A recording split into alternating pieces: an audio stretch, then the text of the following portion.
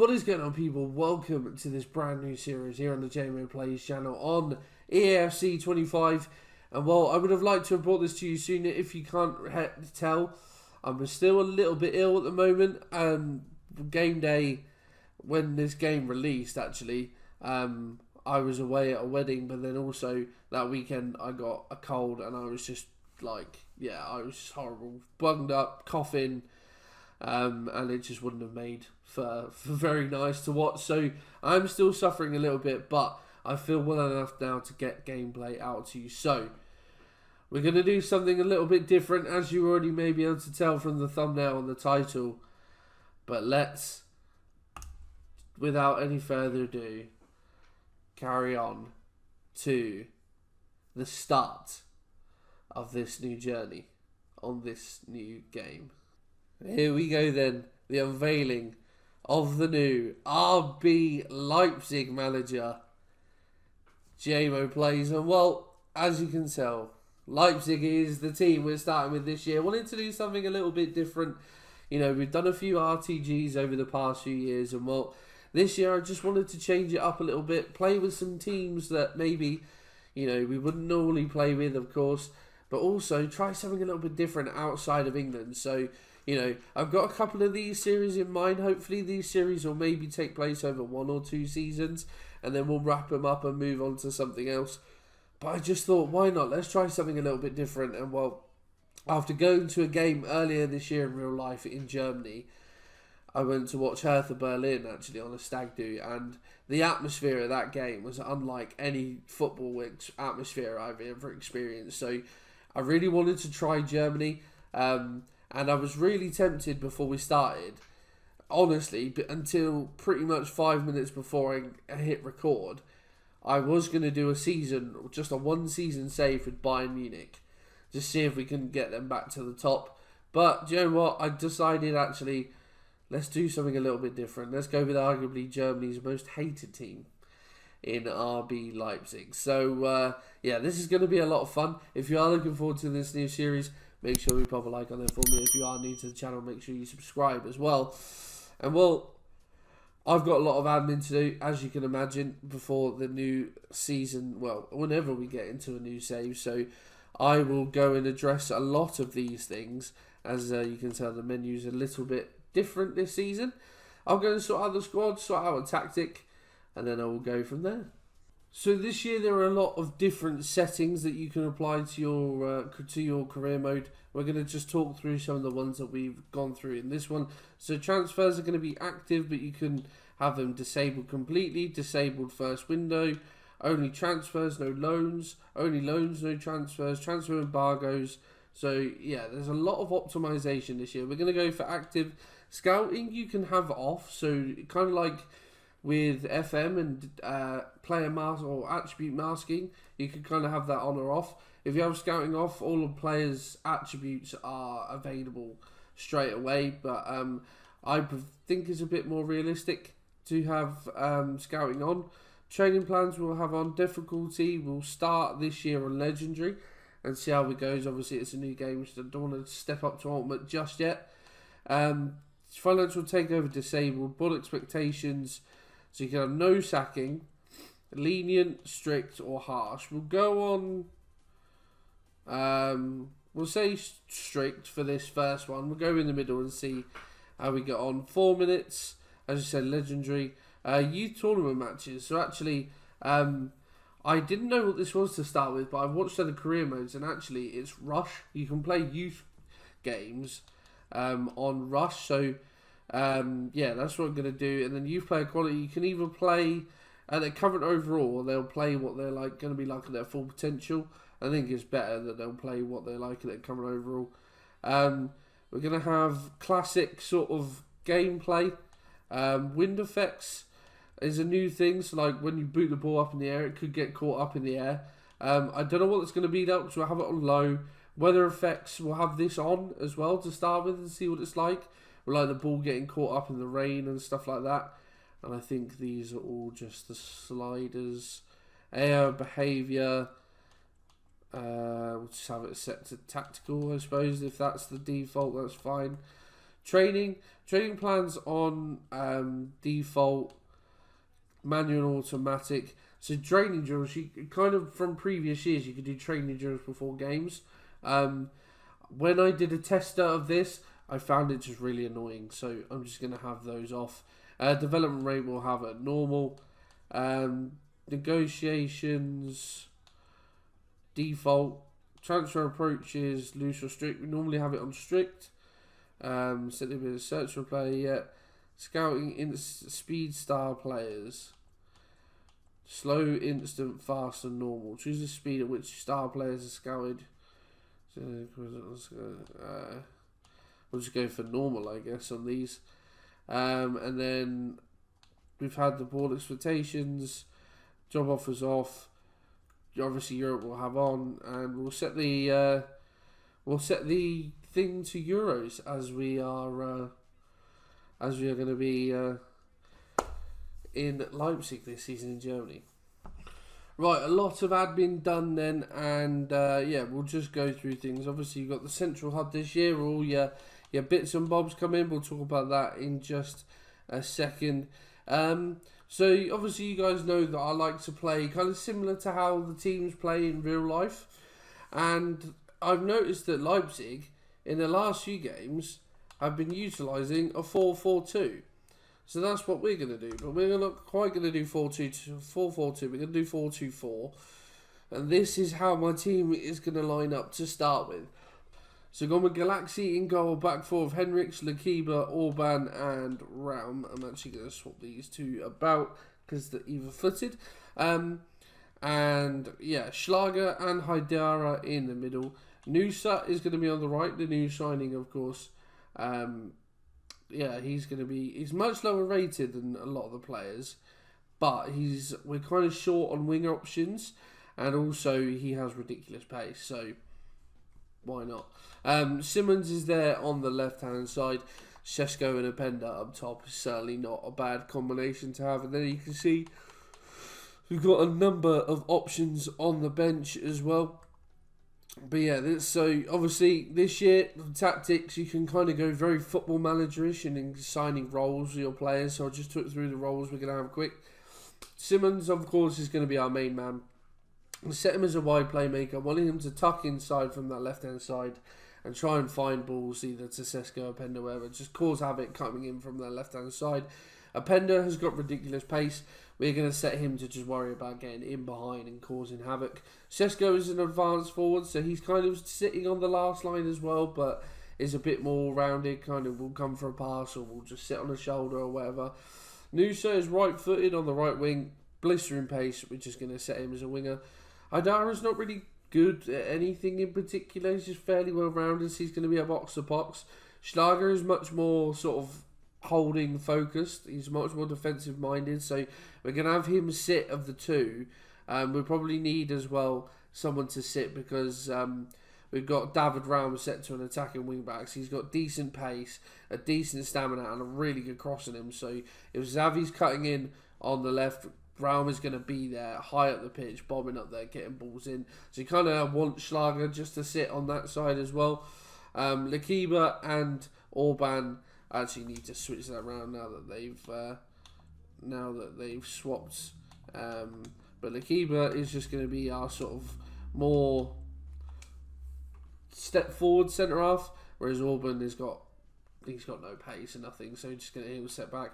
And Henrichs is just going to have a sort of a natural wing back. He's not blessed with pace, he's got a decent cross, but he's alright. So that's how we're going to approach this to start with, if I just save those changes. And the squad hub. So we've got quite a large squad. We've got quite a few players out on loan, as you can... I didn't even know this guy existed, but it would be a decent backup keeper to have, although Van der Voort is there. Zico is the third choice. He's not going to play, considering we've got Galaxy and Van der Voort. I think Galaxy will be good for this season. After that, depending on how Van der Voort grows, then we may look to introduce him or just buy another keeper, depending, of course, how long the save goes. But, yeah, we... Obviously, more games in the Champions League this year. We're attacking on, 3 or 4 fronts? Like 3 fronts for for silverware. We're going to need a bigger squad. So we're going to try and keep everyone in this squad. We've got some lower rated players like some Bichiabu in there as well. But Sivald there, Vermeeren is on loan. He's just going to be a squad player. Mariba would have been nice. But yeah, some of these players are a bit lower rated, but we are going to need a whole squad.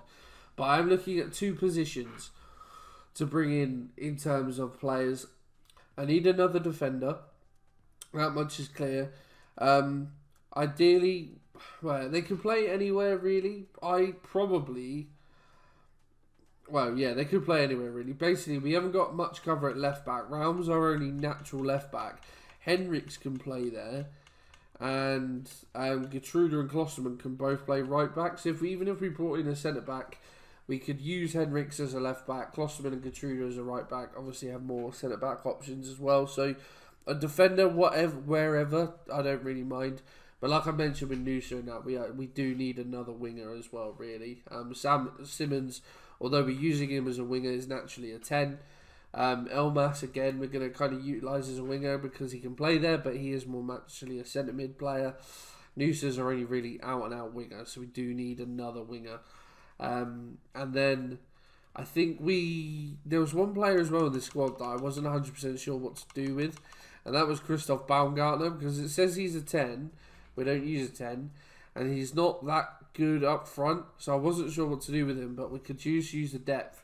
And he has got decent. He is decent already at 80 rated, so yeah, we're just going to utilise him for the depth, really. So yeah, that's how that's going to work to start with. So we're going to look to try and keep everyone. We're not going to try and sell anyone other than Zingal, as we mentioned. Transfers. I've got my scouts out looking, but I've gone for a different country this year. I normally do the big 5, but actually, because of Germany, because of where we are, I've actually gone and put one of my scouts in Turkey, just because obviously there's that big crossover with German Turks. So I felt like that made sense to go and try and scout Turkey. Plus, it's a place I've never scouted before, so we'll see how we get on. In terms of the academy, we've got 2 players in the academy, so we can't play any youth tournament football. I have got my scouts out looking. So I've got a jerk. I had a bit of a mess up. I was going to try and send all my scouts to Germany, and because you can only pick certain positions this year with your scout to look for, rather than just going to a country, he can only look for 4 positions at a time. So I was going to do 1 scout Germany goalkeeper, 1 scout like midfield and defenders, but you can't. So I had a German gone to look for a German goalkeeper, and then, because of, there's likes of Salzburg and Leipzig and they're, where they seem to get a lot of players from, I've decided to go Scandinavia. So we're looking for Danish sort of defensive-minded players and Swedish attacking-minded players. You never know, we might find the next Zlatan. So that's my thinking. It seemed logical with the sort of Red Bull philosophy, if you like, and the pattern. But if we check what is expected of us, we have a 71 million euros transfer budget, by the way, for this season. Objectives. So, our objectives this season: within 2 seasons, have at least 1 player from the youth academy signed in the first season. We don't know if we're going to hit that. Brand exposure, sign 2 players outside of Europe. Well, apparently in this game, when I set up the scouting thing for Turkey, it said that counted as Western Asia. So who knows? I don't know whether that's club or country either. Financial, make a 3 million euro profit from youth player sales. That's potential. They want us to win the Pokal and finish in a Champions League spot. I think that's very doable. Certainly the league finish. I think the Pokal, we can certainly get to the final at least. And they want us to reach the quarterfinals of the Champions League. I think that's doable with this team as well. But obviously we have pre-season. And then to start with, we have Bochum at home. First game of the season. So that should, fingers crossed, be a positive result. But now, obviously, the long slog begins. Oh, yeah. So for Zingal, they reckon we can get up to 1 million. Heidenheim offered 960. It's still in Germany. I'm just going to accept that. Happy days. One thing I don't like about this screen this year is on this bit, I'm pointing, like you can see where I'm pointing. It doesn't show their value this year relative to the offer that they've sent. I really don't like that. So that's going to be a bit of a pain. But the long slog begins now, getting towards the first game. Obviously, scouting players as well. So, yeah. Obviously, I'll show you if anything happens. Otherwise, I will see you for the pre-season friendlies. Well, lots of scouting being done. Not a lot to talk about, really. Singer went out to Heidenheim. We've had a lot of other offers for players, but I'm not interested in selling anyone. So, not entertaining anything at this moment. But we have our first pre-season game. We're in the Las Americas Invitational or something, which was the same amount of prize money as another tournament, and the opponents looked a lot easier. So, gone for this one. So, this is our first game then. We have Getafe, and hopefully we can pick up a decent result, and we lose 2-1. Dominated possession, only just one more shot, but yeah, that's not ideal. Okay, friendly number 2. This time we're playing Nottingham Forest. We've had to make a couple of changes.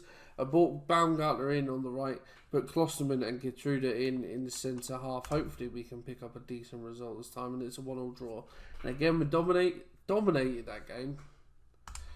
That's so frustrating. There's me saying that it's easier bloody opposition in this tournament. We can't do anything. Right, back to full strength. There's this final friendly against Everton. Please tell me we can pick up a win in the pre-season. A 1-1 draw. We're dominated again, man. I hope this isn't a pattern of what it's going to be like actually playing in the Bundesliga, but we're still scouting loads of players, as you can see, but just not finding many that sort of fit our criteria, really. Signing top-tier talent, you've got to spend a pretty penny, and we don't really have the wage, especially like so many players we're scouting in the Premier League, wage-wise, earn so much more than we pay. And obviously transfer values as well. So it's been quite difficult. So it might be a case of having to sign players that aren't quite aren't quite up to maybe standard of the rest of our players, and just building them up. But we'll wait and see. We've still got 3 weeks to the first game of the season. Still got a long time yet until the window shuts. So hopefully there'll be some action. Otherwise, now it's a clear road to the first game against Bochum. Time for my first pre-match press conference. Nothing has happened transfer-wise. It's been pretty anticlimactic. Lots of scouting, but unfortunately, options are slowly coming through, but it's not been as fruitful as I like. So we're going to go into this Bochum game just as we are. I don't really appreciate playing against counter-attacking teams. If VFL Bochum are just that, can Amadou Hara be the answer to the opponent's low block and disciplined defence? Humble Haidara, celebrate his form. Encourage Haidara, downplay his performance. Well, encourage him. Absolutely. Let's have a look now. The fans have been talking to social media in anticipation who's going to come out on top between Xavi Simons and Manuel Riemann. How was Xavi Simons in training? Does he seem at all affected? Humble him. What? I really hope that they're not like this now, just with the same answers every time. Obviously, we're going to encourage him.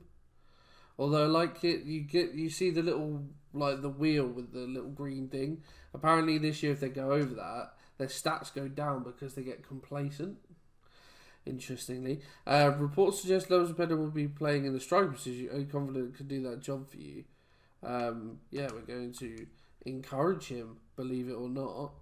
Okay, that's brilliant then. I'm not going to bother including those in post-match interviews this year if they're just going to be that boring. Youth tournament ends soon, doesn't matter, we've got 2 youth players we can't play. Not doing the pre-match training. Head to the game. Let me just go back to team management, make sure everything's as I want it. Right, the team is set, I am ready. Let's begin our journey with RB Leipzig. And of course we're going to be introducing the full match intros once again, because that's a feature that's been added again this year. And the graphics and everything's so good to look at. Better for introducing the team as well. Right, well that was a bit of a waste of time because we got through to the graphics, and the graphics, they showed the team in the wrong order and lineup, and even the wrong players were in the wrong name position. It was so stupid. Right, so this is obviously our lineup. We'll go through it once again. Galaxy in goal, back four of Henriks, Orban, Lekeba, and Raum. Haidara and Schlager in the middle. Noosa on the right, Simmons on the left, Openda and Sesko in the middle. And this is how Bochum line up. Riemann in goal, back four of Paslak, Erman, Loosely, and Fernandez. Nasilla holding with Berro and Sissoko in the middle. In the 10 is De Witt, and up front Ilyutchenko and Philip Hoffman. Any other? Oh, Myron Boadu. I didn't realise he was at Bochum. He's a decent player.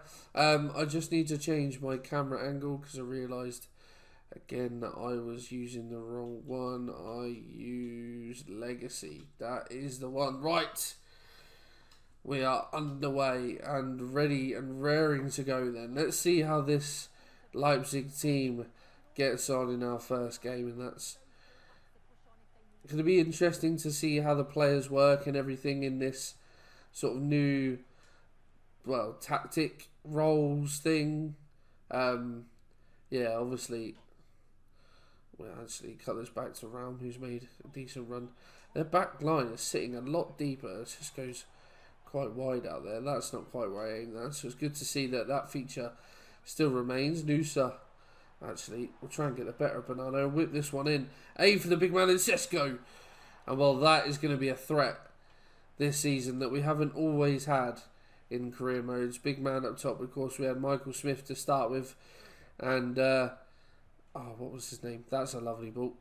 Who's the Spanish geezer that we had at Sheffield Wednesday? What a tackle that is by Orban. Fernino, of course. Bit of a lump up top. But Openda. Oh, Noosa's got room.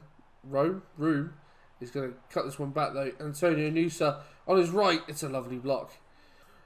Maybe look to get an Openda. And now Simmons. Oh, there's no option really in the area. That's a little dig, but you want Sesko to be on the end of that. And there is the half-time whistle. I might have a look at some of these tactics. Sesko isn't maybe quite as narrow as I kind of like him to be a bit more narrow. So I'm going to go for advanced forward on attack, and hopefully he comes a bit more inside. But other than that, I'd like to see Siemens coming a bit more as well. Maybe inside forward. If we change his thing, we'll change it to inside forward. At this moment, we're just testing things out and seeing how things go. So let's change him to inside forward. No, not Roman. On attack. Let's see how that does. Back to Xavi Simmons. And now Openda. Cut this one back. Oh, that's not what I wanted. Sesko will find it. And finally, we will find the back of the net. And there goes Benjamin Sesko, just lumping it into the back of the net in frustration. We certainly overplayed that one. The first pass from Openda. I wanted it to find Sesko initially, but went all the way to Noosa. Thankfully, Bochum weren't closing us down quickly enough, and Sesko had the time to turn and put it into the top corner, deep inside the area. Finally, the Leipzig pressure tolls, and we get the breakthrough that we much richly deserve, it must be said. But now we can't throw this away. We must. But it's interesting, obviously, you know, starting this year, like I said in the intro to the video, sort of we normally do the RTG. That's a lovely part. Oh, Sesko. Oh, we'll find a Pender though, and he's got the turn, and Haidara is making the run, and that is beautiful. A little bit sweaty, but we don't mind, and we double our lead in quick succession. Amadou Haidara busting a gut from the centre of midfield, and he's been found superbly by Openda. Very unselfish, even after he got the turn in. The angle maybe not against him, and well, Haidara just about manages to get the finish off there. But this puts the game beyond doubt now. You'd have to imagine 2 goals in 7 minutes against Bochum, and that should be game realistically. But yeah, I was saying about the RTG style. We always start with sort of mid to. Oh, they're falling apart here, Bochum. Sesko's in again.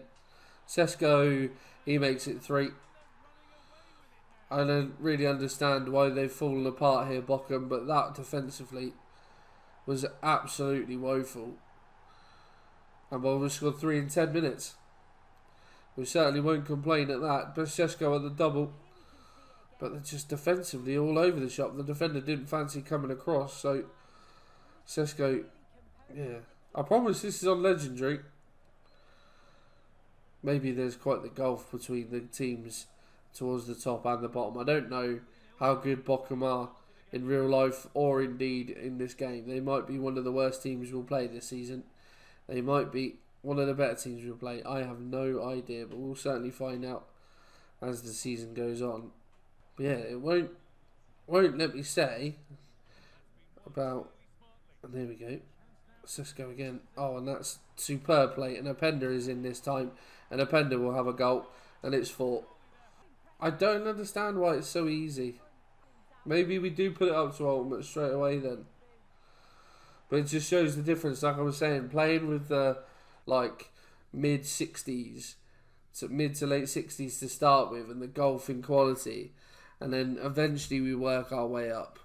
Whereas this year, obviously, we're playing with the likes of Openda, who's already 85, some complete packages already. So it's nice to just have that little bit of change. I'm not saying I don't enjoy the RTG. It's just sometimes different is good. Oh, that's a lovely ball.